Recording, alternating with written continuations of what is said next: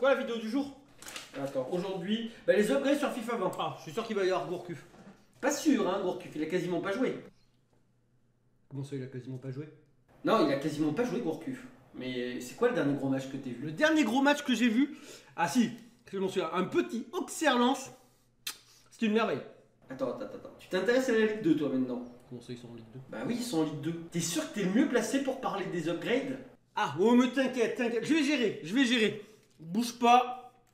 Je vais me mettre à jour très rapidement. Oui. Wikipédia. Les futistes débarquent sur FIFA 19 et si tu veux te faire plaisir avec des cartes Xbox, PSN ou des points FIFA moins chers, je te conseille d'aller sur Prestart, le lien est dans la description, fais-toi plaisir. Bonjour à tous, c'est Robert 87000, on se retrouve pour les upgrades de FIFA 20. Je vais vous donner mes prédictions, quel joueur va augmenter, pas augmenter.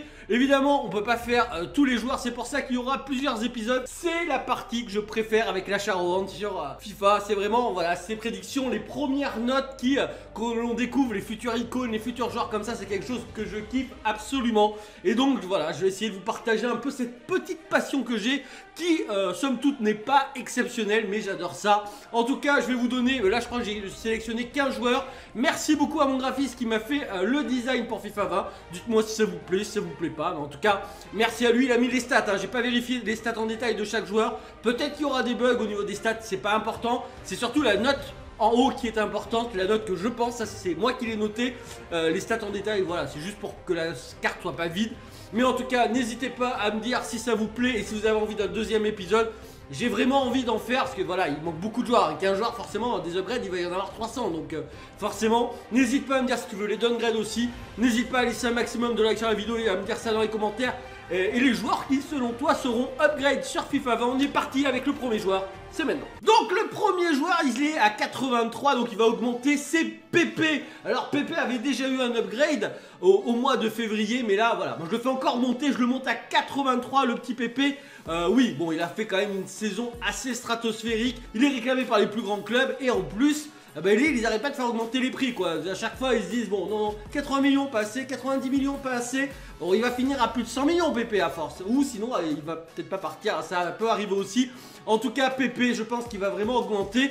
À voir au niveau des stats si ça suit l'année prochaine. J'espère surtout au niveau des mauvais pieds qu'il va pouvoir augmenter également. Ce sera une carte assez sympa. Malheureusement, je pense qu'elle ne sera plus en Ligue 1. Ensuite, on passe à 84 avec Rodri qui a signé au Manchester City. Au Manchester City, non, mais à Manchester City, oui. 3 buts en 47 matchs. Je dois dire, oui, c'est pas fou, mais bon, c'est un milieu de terrain. Voilà, récupérateur, forcément, mais je pense qu'il y a beaucoup d'espoir autour de ce joueur-là. Sinon, je pense que Man City n'aurait pas mis 70 millions dessus.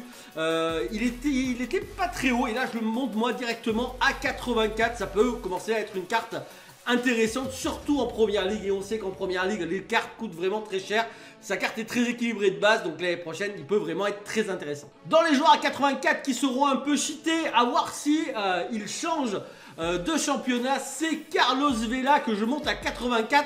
Alors Carlos Vela, c'est 19 buts lors des 19 derniers matchs. Alors tu vas me dire, oui, sans MLS, ça compte pas. Ça compte un peu quand même.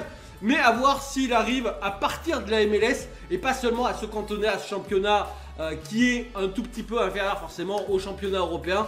À voir s'il arrive dans un plus gros club. Mais là, ça commence à devenir intéressant pour Carlos Vela. Je lui mets 84. Est-ce que ça mérite autant? À toi de me dire. Peut-être pas, hein, parce qu'en MLS, il y a quand même, quand tu vois que Zlatan, ce qu'il est capable de faire aussi, à voir, mais moi je lui mettrais bien un petit 84. À 84 également, et qui doit faire ses preuves à mes yeux, c'est De Jong qui a signé au Barça. Et donc là forcément, lui c'est 4 buts et 4 passes décisives. C'est pas dégueulasse non plus au milieu de terrain. Et surtout il a vraiment éclaboussé son talent toute l'Europe durant évidemment la Ligue des Champions. Et donc forcément il va augmenter. Et lui aussi hein, forcément en passant en Liga il peut être intéressant. Et vu qu'en Liga, quand on cherche des milieux de Liga à part Modric, les autres milieux, bon, évidemment au milieu de terrain il y avait Kondogbia.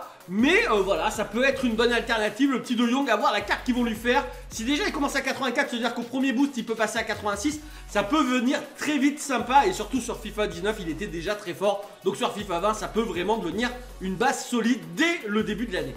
Évidemment, quand on commence à parler Ajax, on va penser évidemment à De Ligt aussi. Alors il n'a pas encore signé au moment où je suis en train de parler, il est toujours joueur de l'Ajax. mais à voir où il va signer. Alors Paris, ça a l'air de s'être refroidi. Est-ce qu'il va aller également soit au Barça, mais je ne pense pas. Je pense que ça va être la Juventus qui va le récupérer. Et là, ça va quand même être sympa. Et 8 buts pour un défenseur central en 65 matchs. Bon, il a beaucoup joué, hein, que ça soit évidemment en club, mais également en sélection. Hein, donc forcément, ça commence à faire beaucoup de matchs. Mais bon, un but tous les 10 matchs, c'est quand même un peu moins. Pour un défenseur central, c'est pas mal, il est très bien positionné. À voir ce que ça va donner dans un grand championnat comme la Serie A. À voir ce que ça donne sur la scène européenne également. S'il va arriver à confirmer tout son potentiel. Et c'est quand même du 85. Là aussi, ça fait directement une très grosse carte pour pouvoir avoir une défense. Par exemple, Manolas qui a toujours une carte cheatée. Par exemple avec lui ou Koulibaly s'il reste à Naples pour pouvoir faire une bonne charnière centrale comme ça. Ça peut être sympa dès le début de l'année, même si évidemment ça coûtera un peu de crédit. Dans les autres joueurs à 85, je pense à Ziyech. Bon, on va voir s'il reste lui aussi en Eurodivisie. On verra bien. Bon, malheureusement, là, tout le monde retient l'histoire du penalty, etc. Mais il ne faut pas oublier sa saison, 26 buts et 21 passes décisives en 56 matchs. C'est un très bon joueur. Après, est-ce qu'il n'était pas un peu émoussé pour arriver lors de la CAN? Je ne sais pas. Mais en tout cas, voilà, c'est forcément un peu compliqué quand c'est ça. On retient plus les dernières performances. N'oublions pas tout ce qu'il a amené cette année. Donc, à mon avis, ça peut être une très grosse carte. Et à voir s'il reste dans son club ou si lui aussi a envie de changement. Mais voilà, une petite carte à 85 pour Ziyech. C'est le minimum syndical. À 85 également, je mets Robertson en DG. Oui, j'ai essayé de faire un peu tous les postes comme ça. Robertson en DG, bon, c'est un peu la révélation à ce poste-là depuis 2 saisons. Ça augmente, il était à 81. Là, il a vu un petit upgrade à 83. Moi, je suis sympa, je le mets à 85. Voilà. N'hésite pas à me dire pour toi qui est le meilleur latéral gauche du monde. Pas seulement dans le jeu, mais du monde. Évidemment, ça commence à se rapprocher de plus en plus de notre petit Robertson, qui est vraiment très fort, avec du Alexandro, Marcelo, à voir s'il revient à son niveau. N'hésite pas à me dire pour toi, hein, ça peut être aussi Hernandez, un portion français qui a signé au Bayern Munich. En tout cas, n'hésite pas à me dire dans les commentaires. Mais voilà, Robertson, 85, c'est pas mal. Alors certes, il marque pas un but, mais 13 passes décisives, ça commence à être sympa. À 85 également, je mettrai du Werner, que je passerai. Bon voilà, il monte, il progresse année après année. Il était à 83, il a eu un petit upgrade à 84. Moi, je le monte à 85 parce qu'il est très régulier. Là, encore une fois, c'est 21 buts, 8 passes décisives. Tu vois, il y a une vraie régularité chez ces joueurs-là qui marquent toujours plus de 20 buts par saison. Donc, forcément, quand tu es un joueur en Bundesliga qui marque plus de 20 buts par saison, au bout d'un moment, il va falloir augmenter. Bon, il devait signer peut-être au Bayern Munich. Malheureusement, le Bayern a l'air de vouloir un peu rétro-pédaler, de dire bon, on te prendra l'année prochaine. Ou ce sera comme ça en Bundesliga. On dit oui, on te prendra un an plus tard. Voilà, à voir si ça va pas lui mettre un peu les bâtons dans les roues. Parce que quand il y a des joueurs comme ça qui pensent être transférés et qui se disent je vais arriver dans un plus grand club, etc. Et des fois, ça a un peu du mal au niveau de l'orgueil et au niveau de l'ego. Et des fois, les saisons sont un peu catastrophiques. Hashtag Fekir, hashtag la saison qui fait bobo au cucu. À 85 également, je mets Donnarumma. Ben oui, lui aussi, je l'augmente. 83, 82, 83, 85. Oui, 11 clean sheet. Bon, tu vas me dire, c'est pas exceptionnel, 11 clean sheet en 38 matchs. C'est pas fou, Robert. C'est vrai. Mais il a la 3e meilleure défense de Serie A. Et quand tu vois la défense centrale du Milan AC cette année, tu te dis, bon, il a été pas si mal que ça, le petit Donnarumma. Donc, ça veut dire finir 3e meilleure défense avec cette charnière-là.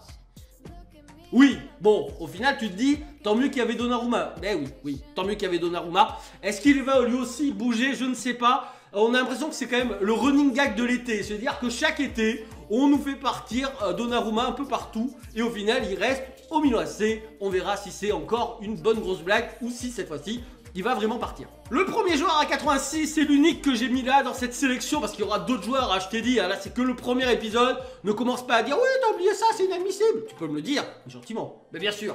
Donc Son à 86, en BU je l'ai mis. Alors, parce qu'il a fait beaucoup de matchs en BU, je pense que eSport va le laisser sur son côté gauche, mais moi personnellement, je le mettrai en BU parce que c'est presque là où il a fait ses meilleures stats. Et Son, c'est encore 21 buts, 14 passes décisives. Quand tu sais qu'il n'est pas tout le temps titulaire, tu te dis c'est quand même un demi-dieu quand même. Oui, on voit que eSport avait bien senti. Au final, les joueurs qu'on dit vraiment shit, souvent ils confirment. Alors pas tous, hein, tu vois, les Smalling, les Bailly, etc. Ils ont confirmé mon cul. Mais les Lozano, les Sun, bizarrement, ils confirment quand même. Donc, je trouve que eSport, ça leur donne quand même une certaine légitimité au niveau des joueurs shit offensifs. Parce qu'ils se trompent rarement. Et donc Son, maintenant on peut plus dire que c'est un joueur shit. Il a confirmé saison après saison qu'il était très fort. Et là, je le passerai à 86. Je nous souhaite du courage. Tant qu'on est sur la première ligue, Sterling que je passe à 87. Alors tu vas me dire, oui mais il était déjà upgrade à 87. C'est vrai, mais il était qu'à 85 au début de FIFA 19. Voilà, Sterling c'est mérité. Est-ce qu'on le mettrait pas plus haut? Est-ce qu'il ne mérite pas 88? Moi je pense pas. 87 je trouve que c'est vraiment la bonne note pour Sterling. N'hésite pas à me dire, hein, peut-être que toi tu vois Sterling beaucoup plus haut. Sterling c'est 31 buts et 16 passes décisives. Ouais, 31 buts. Alors quand je me redis les stats, je me dis peut-être que c'est vrai qu'on aurait peut-être pu le mettre un tout petit peu poil plus haut que 87. Mais voilà... c'est mon avis.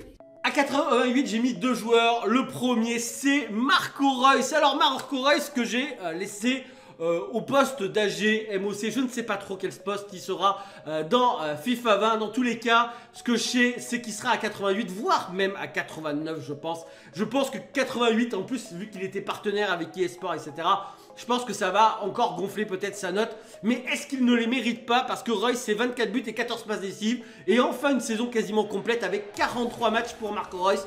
Ça fait plaisir de le revoir à ce niveau de performance. Est-ce qu'il va bouger lui aussi? Je ne pense pas. Je pense que vraiment il y a une vraie affection. Et au moment où c'était un peu compliqué pour lui, le Borussia Dortmund lui a toujours fait confiance.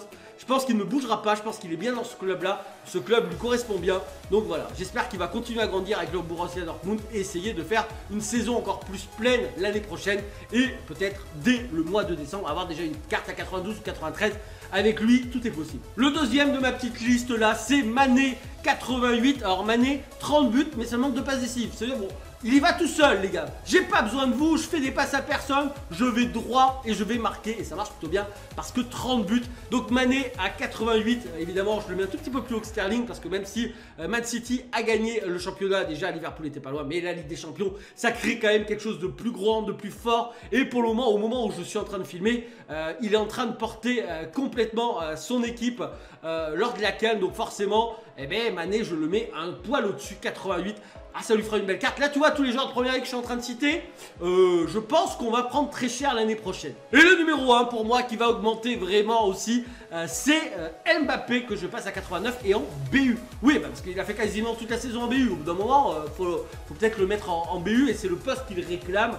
Après, ce qu'il aura, je ne sais pas, mais voilà, pareil, on verra s'il y a des envies de transfert, de pas de transfert, etc.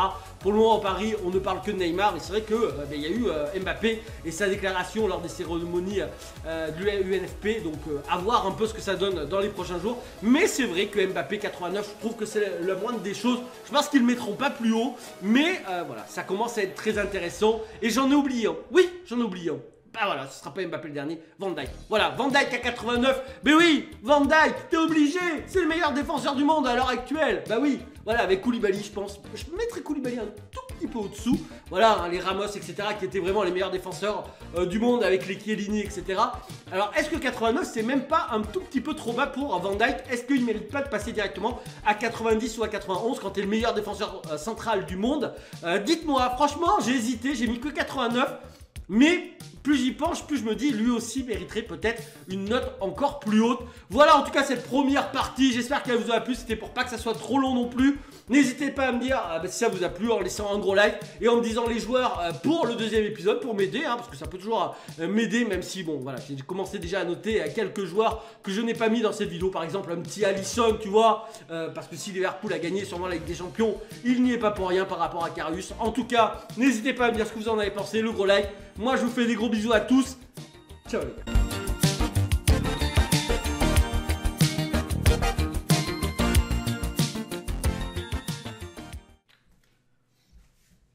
C'est quoi la vidéo du jour? Je mets 20 ans. Je sais pas pourquoi j'attends aussi longtemps. J'attends que quelqu'un me donne vraiment la réplique. C'est que moi de l'autre côté. Hein.